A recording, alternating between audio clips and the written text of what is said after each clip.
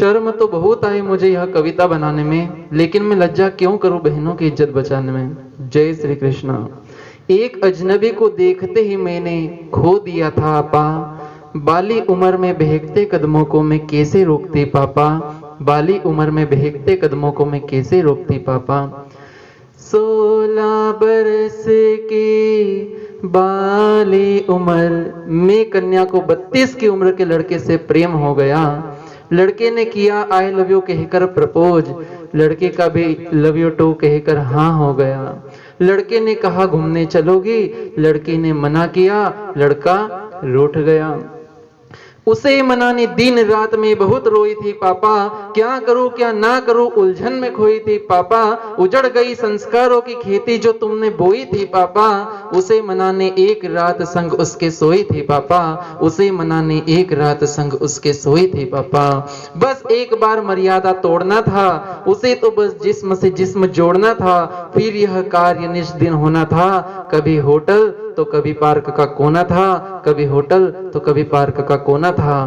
बच्चे कह देते हैं ना, mom it is my extra class today so it will be late to come. You don't know mom, this is modern education, this is modern education. माता पिता बच्चों को सीता व राम की तरह आज्ञाकारी व श्रेष्ठ समझकर उन पर भरोसा कर कर अकेले उन्हें बाहर आने जाने की आज्ञा दे देते हैं, मगर ईश्वर की नजरों में भी माता पिता मूर्खता करते हैं। क्यों? क्योंकि शास्त्र में लिखा है, ब्रह्मन् संपूज्यते राजा ब्रह्मन् संपूज्यते द्विजः, ब्रह्मन् संपूज्यते योगी ब्रह्मन्ते स्त्री तु नश्यते। राजा हो, ब्राह्मण हो या योगी हो, घूमते फिरते रहते हैं ना तो इनकी पूजा सर्वत्र होती है, लेकिन यदि स्त्री घूमते फिरती रहे घर घर तो उसका विनाश, उस कुल का विनाश और स्त्री का विनाश निश्चित है। अगर संस्कृत का श्लोक समझ में न आया हो तो आप हिंदी में ही समझ लीजिए। चाहे बेटी कितनी लाडली हो, उसे घर घर घुमाना ना चाहिए। वो रोए तो मैं रोती, वो हंसे तो मैं हंसती पापा, वो सोए तो मैं सोती, वो जगे तो मैं जगती पापा। ऋषि मुनि तक संभल न सके, मैं कैसे संभलती पापा। काम के बेने बाणों से बच के कैसे निकलती पापा, काम के बेने बाणों से बच के मैं कैसे निकलती पापा। जिसने समाधि तोड़ दी शिव की, उस काम को क्या समझते हो। जिसने समाधि तोड़ दी शिव की, उस काम को क्या समझते हो। क्या तुम अपने बच्चों को शिव से भी श्रेष्ठ समझते हो?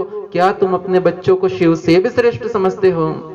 एक बात कहना चाहूंगा, आजकल के कुछ लड़के इतने कॉन्फिडेंस से भरे होते हैं कि किसी से भी शर्त लगा लेते हैं कि चाहे कोई भी लड़की हो, कोई भी स्त्री हो, सुबह से शाम तक में उसको पटा लेंगे, उसको बहेला फुसला लेंगे।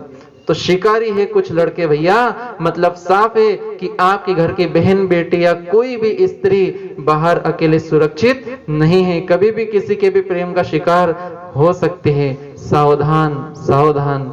और आगे की कविता सुने। माँ बाप ने भेजा था पढ़ने सीता समझकर, माँ बाप ने भेजा था पढ़ने सीता समझकर, नाक कटवाकर लोटी में सुरपणखा बनकर, नाक कटवाकर लोटी में सुरपणखा बनकर। 18 की होते ही एक दिन संग उसके में भाग चले। क्या है? 18 की होते ही एक दिन संग उसके में भाग चली। जहां में जन्मी पली बढ़ी, उस गली गली में बात चली। गांव नगर मोहल्ले शहर में सनसनी यह दिन रात चली। भाई बहन माँ बाप की इज्जत नाक कोन की काट चली। भाई बहन माँ बाप की इज्जत नाक कोन की काट चली। आपने सुना होगा, पहले कहते थे कि ये तो नकटा है। क्यों नकटा है? क्योंकि पहले यदि किसी के साथ ऐसा हो जाता था ना तो उस घर के व्यक्तियों की नाक काट दी जाती थी। जैसे राम जी के पास सुरपणखा आए थे तो उसकी नाक काट दी थी, इस प्रकार से नाक काट दी जाती ताकि पता चल सके दूर से कि ये नकटा है, इससे बात नहीं करना है।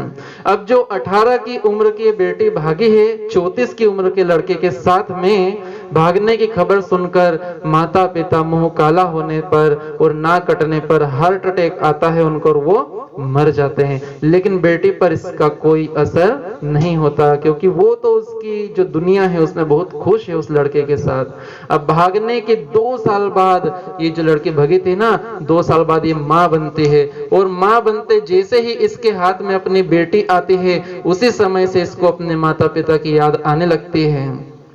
इसे मन ही मन घुटन महसूस होती है कि यह मैंने क्या दिया, यह मैंने क्या कर दिया। माँ बनी तो पता चला माँ चीज क्या होती है, माँ बनी तो पता चला कि माँ चीज क्या होती है। बच्चों को सुलाकर सूखे में गीले में वो क्यों सोती है, बच्चों को सुलाकर सूखे में गीले में वो क्यों सोती है। बाप ने मेरे मुझे हंसाने दुख बहुत से झेले थे, बाप ने मेरे मुझे हंसाने दुख बहुत से झेले थे। यूनिफॉर्म थी साफ मेरी पर उसके कपड़े मेले थे, यूनिफॉर्म थी साफ मेरी पर उसके कपड़े मेले थे। अब लड़की सोचने लगी कैसे इसने झूठे जाल में फंसाया था, कोई ना मिली तभी तो मुझे शिकार बनाया था, प्रेम प्रेम सब ढोंग था, इसकी सोची समझी साजिश थी, तभी तो मैं 16 की होकर 32 की दीवानी थी, तभी तो मैं 16 की उम्र की होकर 32 की उम्र की दीवानी थी।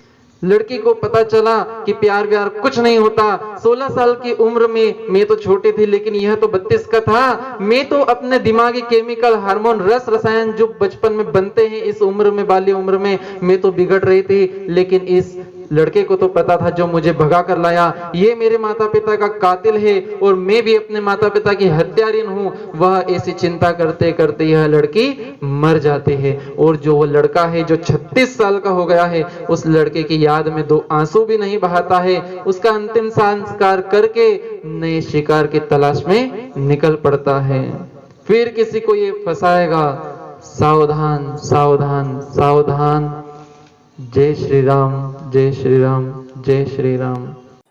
अब आपके मन में प्रश्न आएगा कि क्या बच्चों को बाहर न जाने दे, उन्हें मूर्ख रहने दे, पढ़ाई लिखाई नहीं? तो इसके लिए फिर कभी वीडियो आएगा। अभी के लिए जय श्री राम, जय श्री कृष्णा।